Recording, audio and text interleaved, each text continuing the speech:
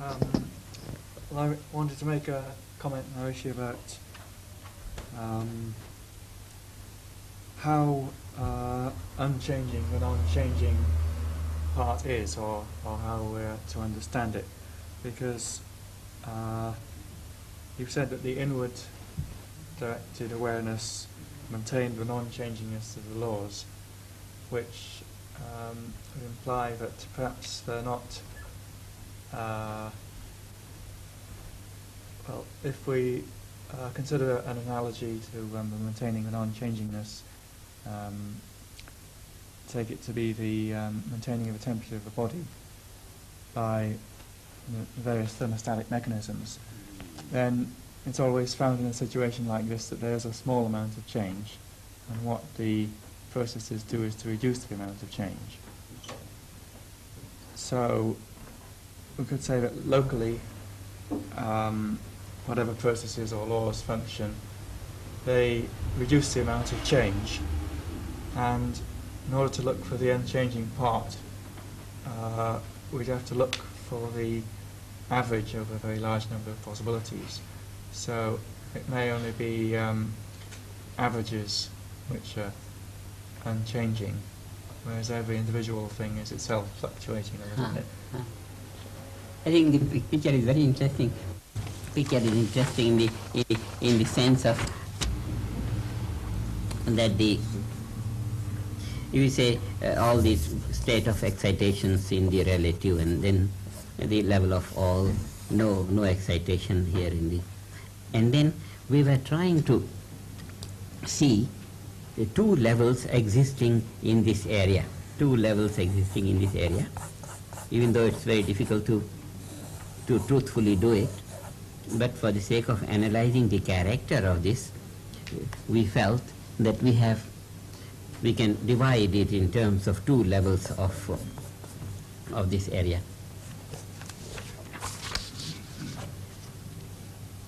One we may say this, which is in this direction, as opposed to this, which is in this direction. If we allocate direction to it, all this wholeness, and this is just the structure of total knowledge. Total knowledge is here. Laws of nature come up on these levels to determine their continuity and their property of organization and all that. So laws of nature here. Here we were locating the source of all the laws of nature, and in this source we felt we can conveniently divide the character of this. It would be more correct if we divide the character of every point of this area, because every point is the whole, every point.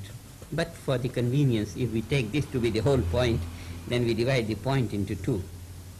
And this dedicated to itself, and this is somewhat open to outside. Now in this, what we can see is a very beautiful principle that we start, when a man runs, he wants to run in this direction, but he takes a momentum by drawing back at this. So the momentum, any momentum of this side, it starts from this side, from the backward, some little backward.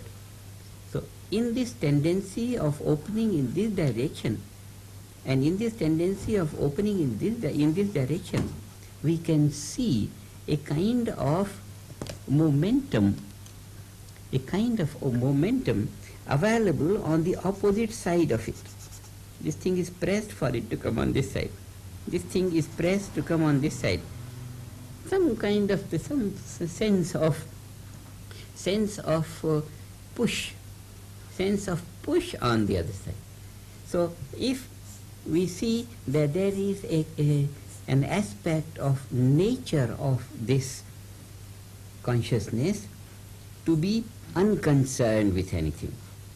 The sap not thinking of becoming anything. The sap introvert in its own nature. So sap is only sap inside. So if there is a tendency of maintaining the status quo of it in its own direction, then there would be some warmth of this move in this direction, some kind of warmth. With this warmth, we can see a line of distinction between this and this. Seen here, this line of distinction is not in this way, but the line of distinction in the nature of a particle of this. Every particle of this within itself is found in two tendencies, outward moving, inward moving, some kind of thing. And there is a kind of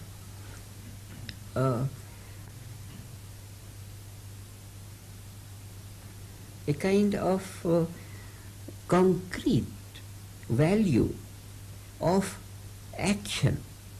When this way, but creating this way, there is no action, but the principle of action can be located in this tendency of not moving and moving. Now, this tendency of moving and not moving are the two tendencies of the non-changing value of this field. Non-changing value of this field in itself gets divided into a kind of two principles. One is to hold on to its non-changing value, and the other is to have creativity inspired in its own structure. So in this way, the structure of the holistic structure of pure knowledge gives us two tendencies. Now, so this tendency, we say, we give it a name, P tendency, Purusha. And this tendency also we say now Pui, Prakriti. But in this we say Pu, in we say PR, Pra. Now when we say Pra, it's very interesting, it comes out that way. When we say P is a very liquid kind of sound, but when we say Pra, there is some kind of activity in that. And when we say Pu,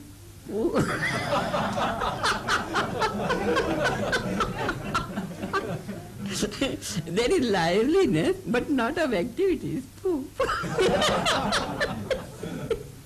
So we can conveniently, in order to